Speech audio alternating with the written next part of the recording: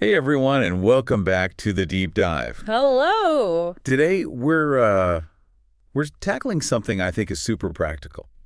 How to confidently navigate an airport, armed with all the right English words and phrases. Mm, Think of it maybe as your ultimate cheat sheet for your next trip. hmm Doesn't matter if it's your first flight or, you've got a passport full of stamps already. Yeah, absolutely. And our mission here, it isn't just about handing you a list of words. Right. We're really going to try and pull out the most important nuggets of knowledge, the insights from our sources.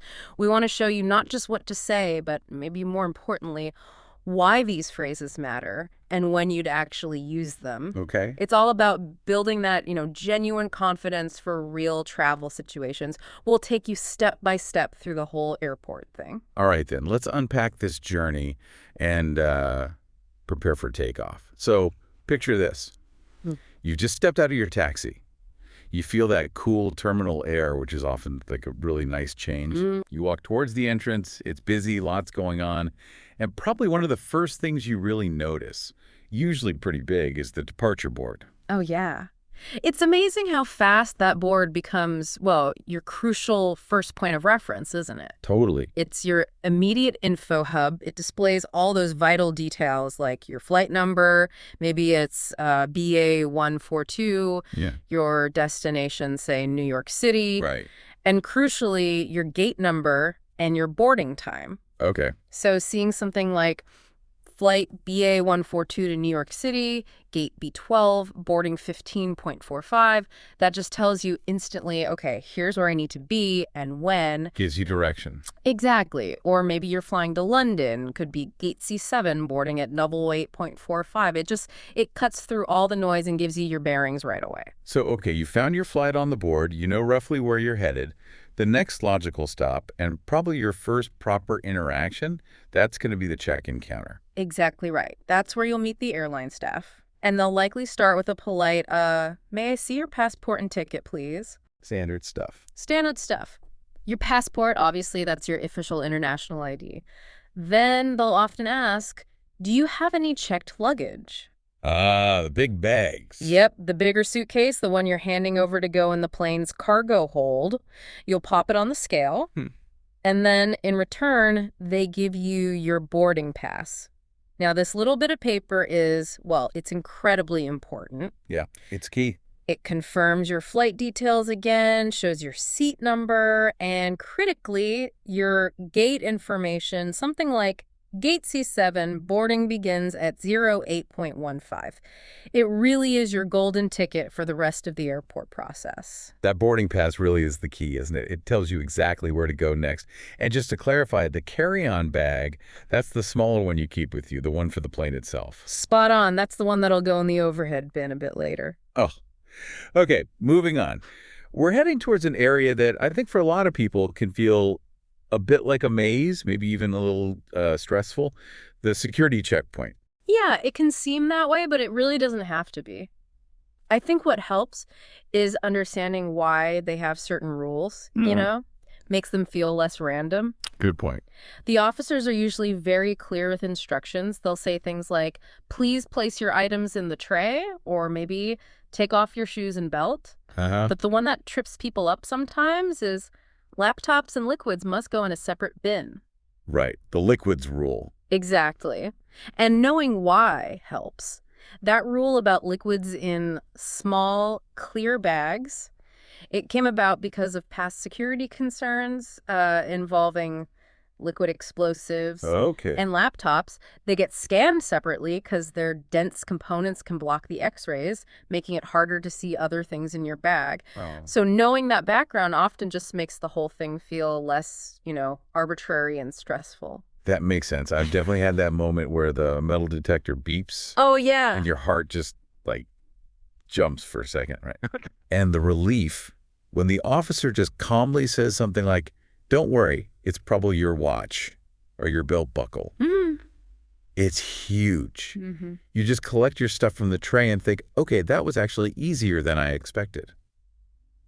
So it sounds like listening carefully to those specific phrases is key to getting through smoothly. Absolutely. Those clear instructions, they're really designed to keep things moving efficiently for everyone. Right. So you've made it through security, you've gathered your things. There's usually this kind of uh, moment of calm as you head towards the gate area. Yeah, a bit of breathing room. Maybe you grab a coffee, you glance at the departure board again just to be sure, or you just find a seat.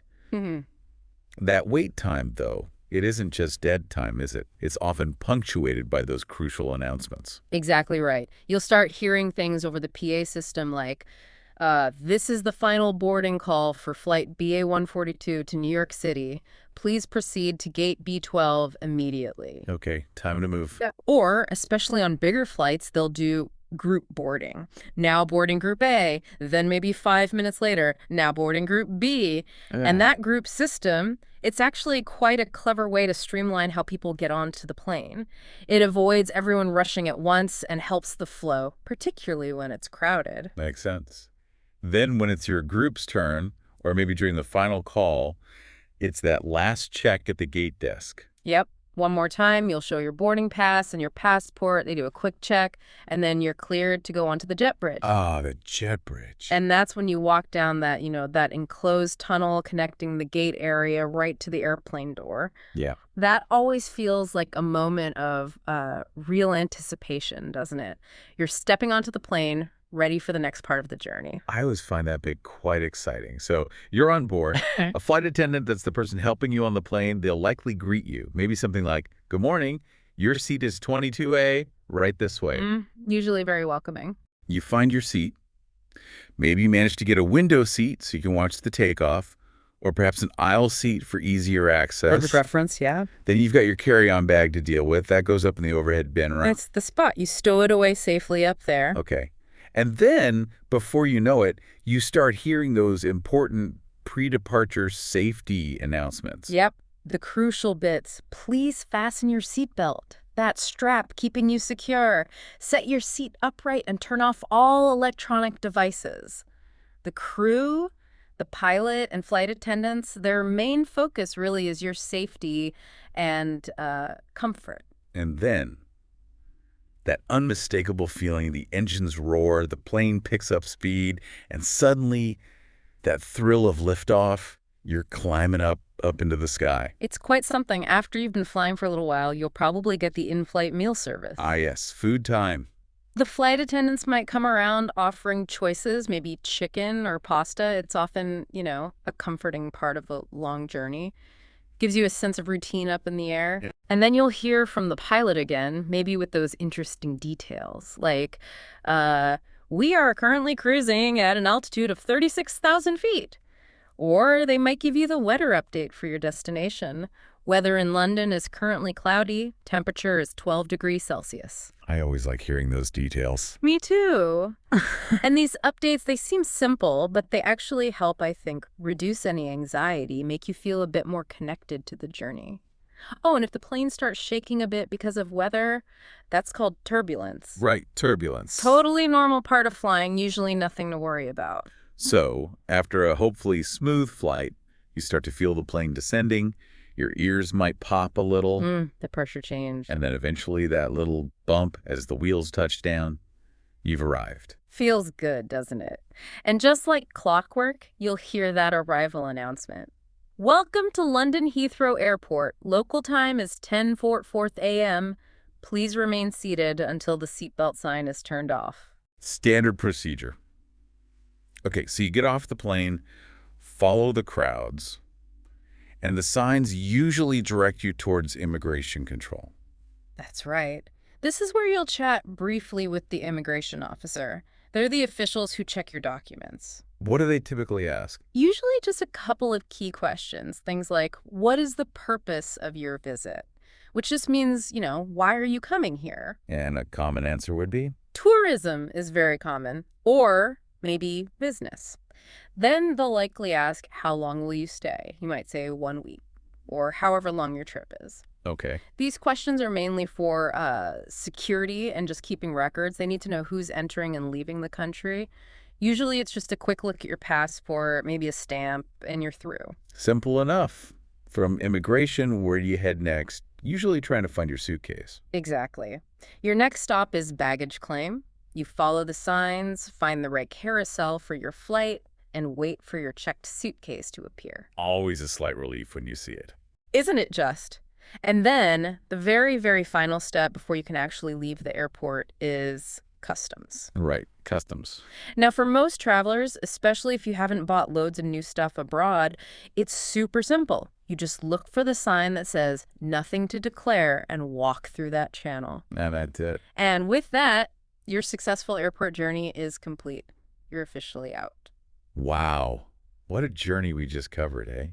From stepping out of the taxi all the way to walking out of customs. It really is quite a process. It is. And just thinking back, it's amazing how knowing those specific phrases we talked about, like asking, do you have any checked luggage? Or hearing laptops and liquids must go in a separate bin, it just empowers you, doesn't it? It really does. And understanding the why behind some of it, like you explained with the liquids and laptops and security, that context really changes how you experience it, I think. It stops being just a list of rules and becomes, a navigable process. It's not just knowing the vocabulary. It's about feeling confident in that interaction.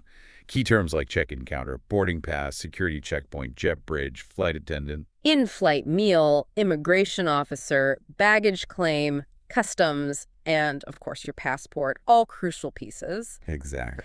And if we sort of zoom out for a second, it really highlights how learning English, or any language really, in the context of these real-life situations like our step-by-step airport walkthrough, helps your brain connect the words with actual meaning and use. And not just abstract definitions. Precisely. It's not just memorizing lists. This kind of structured approach to the information, breaking down the experience, helps you feel genuinely more confident, more prepared when you actually travel.